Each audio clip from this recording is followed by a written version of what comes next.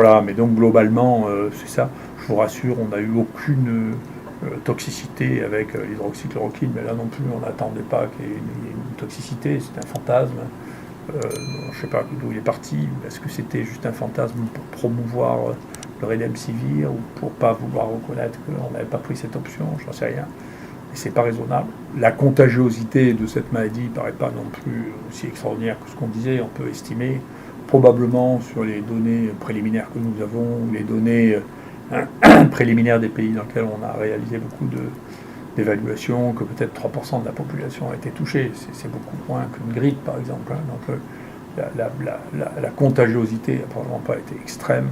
Elle est probablement de plus en plus basse, puisque là, on est en fin d'épidémie. La mortalité a été relativement modérée. On verra, on fera le point quand tout sera disponible. Bien entendu, on peut faire tomber la mortalité si on détecte les gens et qu'on les soigne. Si on les laisse mourir, il y a plus de chances qu'ils meurent que si on les traite. Eh bien, il y a eu un seul mort de moins de 65 ans. Donc on voit que le risque dans la population qui n'a pas de facteur de risque, que ce soit l'âge avec hypertension, le cancer, de mourir est extrêmement faible. Donc c'est pas une maladie très grave, à part chez les gens qui déjà étaient très touchés par les autres infections virales respiratoires. Donc tout le délire autour de la gravité monstrueuse de cette maladie est aussi une autre forme de délire déraisonnable. C'est pas vrai, bien entendu. C'est les gens qui étaient déjà âgés, qui avaient des autres pathologies. On sait que beaucoup l'hypertension, le diabète jouent un rôle important, mais globalement, ça ne présente pas à la fin une surmortalité particulièrement exceptionnelle. C'est grave chez les sujets qui sont déjà à risque. Il fallait essayer de détecter le plus tôt possible et traiter le plus tôt possible avant qu'ils aient des insuffisances respiratoires très importantes. Chez les enfants, ici il y a eu 150 enfants qui ont été hospitalisés. Il y a un travail qui vient d'être soumis. Il n'y en a aucun qui a présenté de grandes difficultés. Donc s'il existe des formes exceptionnelles de gravité chez l'enfant, c'est bien possible. Enfin, on ne les a pas vues ici, donc c'est probablement pas extraordinairement commun. Et donc voilà, ce qu'on a redécouvert à cette occasion aussi, c'est l'importance des scanners low dose pour ne pas irradier trop les gens et avoir des scanners. Il y aura une réflexion certainement du pays à avoir pour avoir un équipement en scanner suffisant. On est un des pays qui a le plus bas niveau d'équipement en scanner. Il faudra bien rattraper ce bas niveau d'équipement si on veut passer à une approche moderne qui est de remplacer la radio du thorax banale par des scans low dose qui permettent de voir les choses. Et donc la phase dans laquelle nous on est rentré, en dehors de l'analyse et de la publication de toutes nos données, on a la plus grosse série mondiale de patients traités avec le coronavirus. Donc très bien, on va sortir ça. Notre série déjà, qui est déjà la plus grande, sur 1000 patients, vient d'être acceptée. Et puis, nous, ce qui nous intéresse maintenant, c'est les séquelles. On sait que dans le SARS, il y avait jusqu'à 20% de gens qui avaient des insuffisances respiratoires après avoir fait une pneumopathie. Nous, on a trouvé avec le scanner que 65% des gens qu'on disait asymptomatiques avaient des lésions au scanner, donc qui n'ont pas été diagnostiqués. Et donc, chez nous, les gens qui ont été diagnostiqués avec un Covid, qui avaient déjà des images au scanner, on veut les revoir pour voir s'il y a une évolution vers une insuffisance respiratoire et vers des images spécifiques qui ont été vues chez les gens qui étaient en réanimation, mais qui sont plausibles aussi chez les gens qui avaient des formes qui cliniquement n'étaient pas très parlantes, mais qui avaient des lésions qui étaient visibles sur le plan du scanner.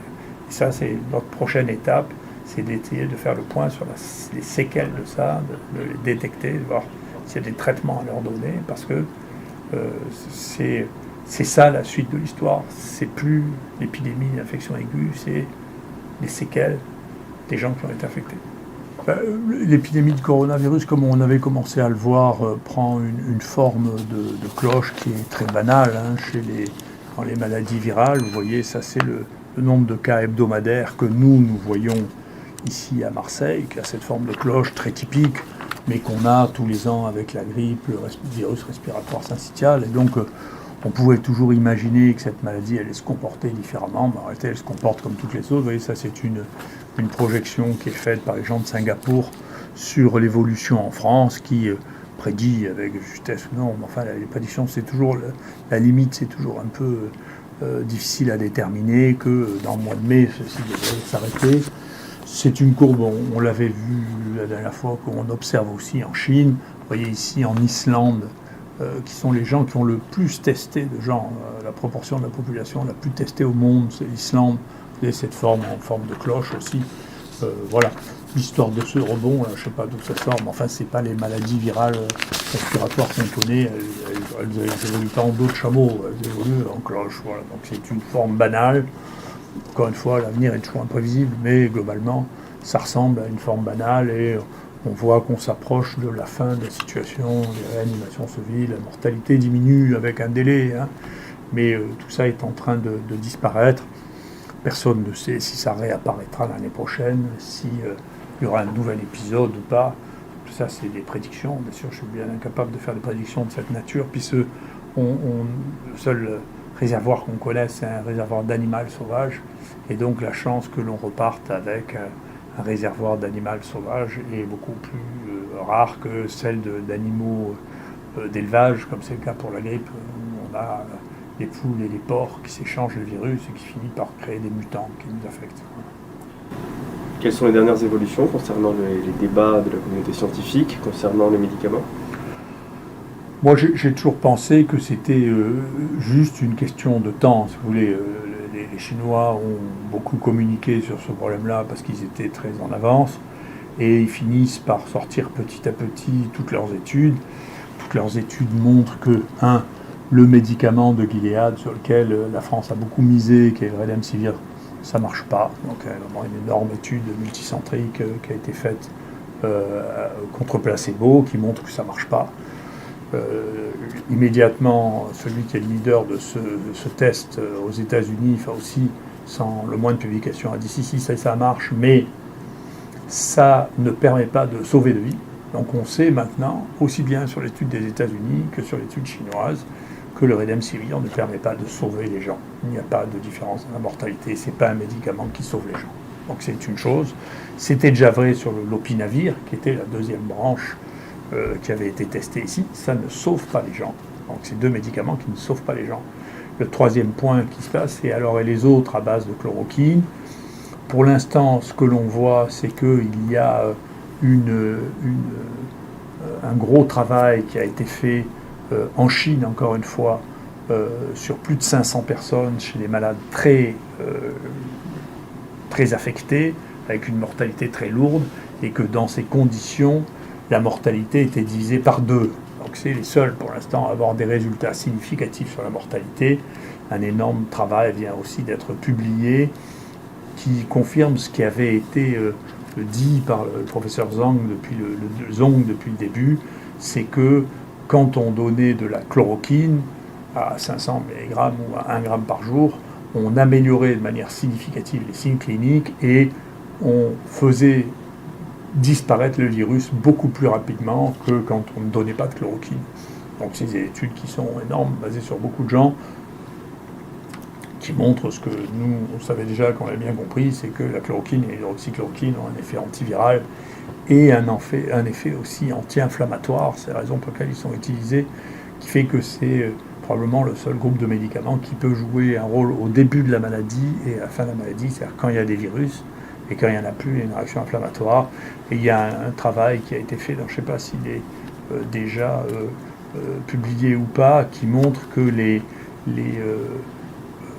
pays qui ont utilisé la chloroquine ou l'hydroxychloroquine comme traitement ont eu une évolution de la dynamique des morts plus lente que les pays qui n'ont pas voulu l'utiliser, ce qui explique peut-être pourquoi les pays d'Extrême-Orient et les pays du Sud ont eu moins de morts que l'Europe et les États-Unis qui ont un nombre de morts qui est extrêmement plus important que les autres pays. Voilà, donc c'est le point sur les traitements. De manière, tout ça se mettra tranquillement en place petit à petit et on verra bien une fois qu'on aura la synthèse de tout ça, mais je n'ai pas beaucoup de doutes sur le résultat, je n'en ai pas depuis le début.